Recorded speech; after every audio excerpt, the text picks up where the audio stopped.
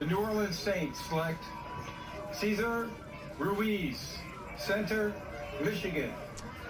That's how it sounded last night when the New Orleans Saints surprised an awful lot of people and selected Cesar Ruiz, the offensive lineman out of the University of Michigan. He was certainly very emotional last night when his name was called. One of the more touching scenes of draft night was Cesar Ruiz, this giant mountain of a man, just breaking down in tears, crying there at his family's home when he learned in New Jersey when he learned that he had been picked by the New Orleans Saints. So a great night for him and his family. I want to delve into some of this in reaction to this. First, though, here's what Cesar Ruiz said on the Saints conference call last night after being picked by New Orleans.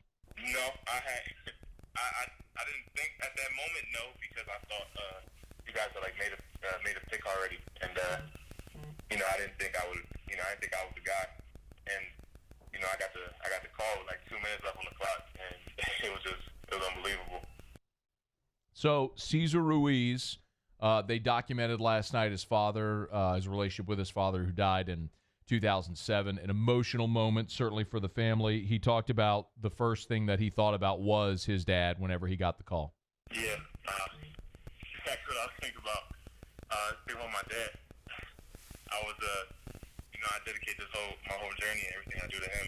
And, that first thing came to my head was my dad. And then I looked on the screen and they put a picture of my dad on the screen. So that's where really all the emotions came from. And a big part of it was also just the excitement and relief. So a couple of things that I want to delve into first, if we could. The first thing I'd like to mention is it's possible that if you're a Saints fan or football fan, whatever, let's first and foremost be excited for the kid, the young man. Okay, a lot of emotion there, an amazing night for him, for his family, genuine, sincere, all those things that come forward. The more you learn about Cesar Ruiz, the more impressed you are. In that moment, I know that a lot of Saints fans and LSU fans were hoping the pick was going to be Patrick Queen. I would have certainly loved to have known what they would have done if Kenneth Murray were still on the board. The Chargers traded one pick ahead of New Orleans and took Kenneth Murray. Now, that meant Patrick Queen was still on the board. And there were a lot of players on the board. Christian Fulton, there were some really good wide receivers still on the board. And they went interior offensive line. And it surprised a lot of people, but I want to take a trip down memory lane over the last month to kind of spell this out a little bit, okay? Earlier in the month, Sean Payton did a teleconference with members of the media talking about the draft. And Sean Payton said, this is Sean Payton. This is the Saints head coach a month ago saying this. Well, look, we're going to be smart with the draft relative to the grades and paying attention to, our board. There's still a handful of things we're looking at, relative to either the kicking game, interior offensive lineman is something we'll pay close attention to. We think this draft has got some really good options there. Interior offensive lineman is something we'll pay close attention to. We think this draft has some really good options there. Sean Payton said it a month ago that they were paying attention to the interior offensive line. Mike Detillier on this show for at least 2 months has said the same exact thing, and he reiterated it yesterday on the show. I think they addressed the offensive guard interior position. Sean has said it twice now. I like the talent in the interior part of this offensive line. And normally what you see is those guys have a little shelf life because there's a run on the tackles. I think there'll be a pretty hard run in the first and second round. It may push that guard back. Even my number one guard, like Robert Hunt, I've got him going late in round 2. So you're going to be able to get some guard spots there, value picks in the middle part of this draft. But twice now, I've heard him say it, about interior offensive line. So I think he started telling you something without telling you. Mike Detillier said it yesterday, interior offensive line. Diana Rossini, who's covering the Saints for ESPN in this draft, about an hour before the draft yesterday, filed this report. as we get closer to the draft here, the sense I'm getting is they do feel good at this 24 spot and that the player they do want will fall there. Now, the Saints aren't going receiver here. They're not going quarterback. I'm told think lineman, corner, and even running back, especially if Jonathan Taylor out of Wisconsin is there. For Sean Payton, this is not about need. This is all about value. Diana Rossini, about an hour before the draft, said line, offensive line, cornerback, running back, which tells you what the Saints will be targeting if they move back in to the top of round 2. So my point is, let me start by saying this shouldn't be a huge surprise because they told you. They told you they were looking interior line. Here's my take on how this all played out. Cesar Ruiz would not have been my pick at 24. Wouldn't have been. I very much look at the Saints as win now mode. I want them to win right now, and I want a guy that's going to day one make an impact. Now, I'll get to Ruiz because I think he is going to end up making a day one impact, which I'll come back around to maybe what the Saints were thinking here. But I would have loved the idea of Patrick Queen.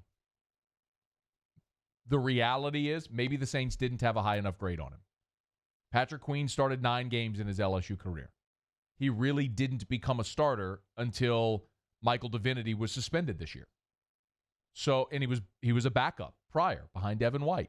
So there is some thought that maybe the Saints just didn't have a high enough grade on Patrick Queen. Okay. And if they feel like they can get a linebacker later in the draft, fine. Or if, and this is an if, but if Kiko Alonso or Alex Anzalone stay healthy, you're good there alongside DeMario Davis. That's an if those guys stay healthy. But you do have options.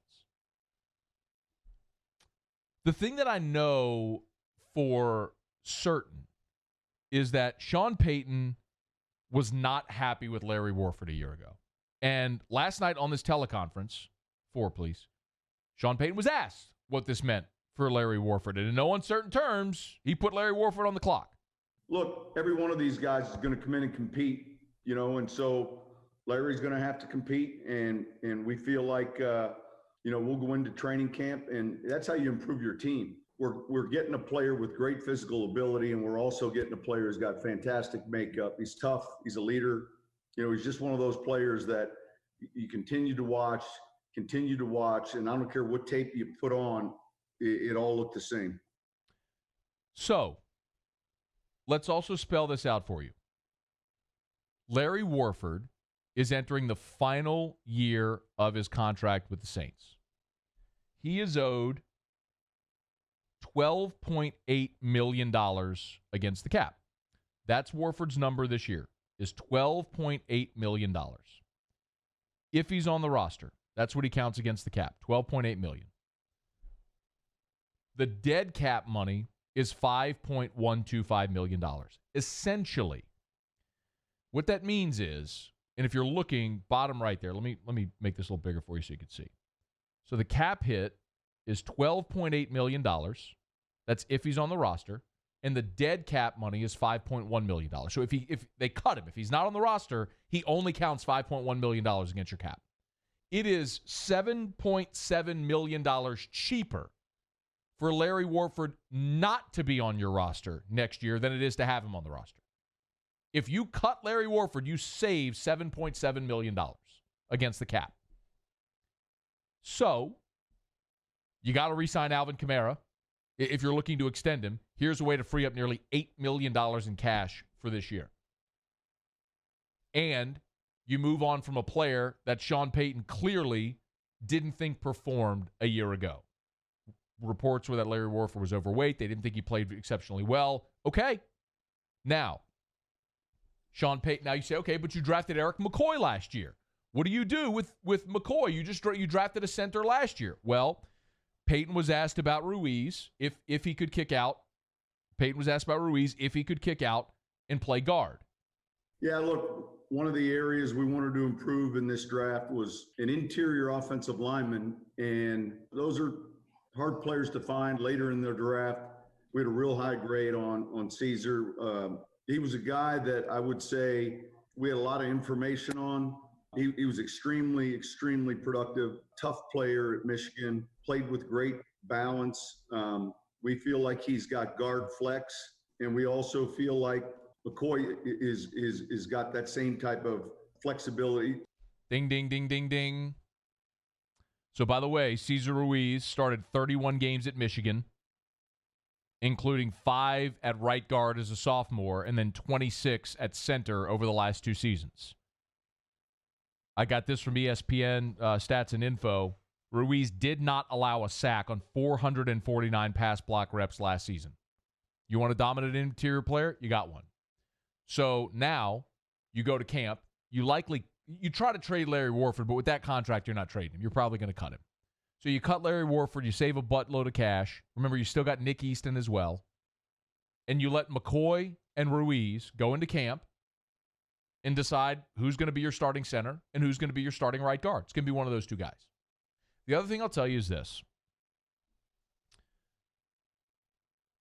When Ryan Ramczyk was picked in 2017, I didn't love it. Remember, and many didn't, if you remember how this played out. Saints had 2 picks in round 1. They had the 11th overall pick, and then they traded Brandon Cooks to New England and got the 32nd pick for that trade, if you remember.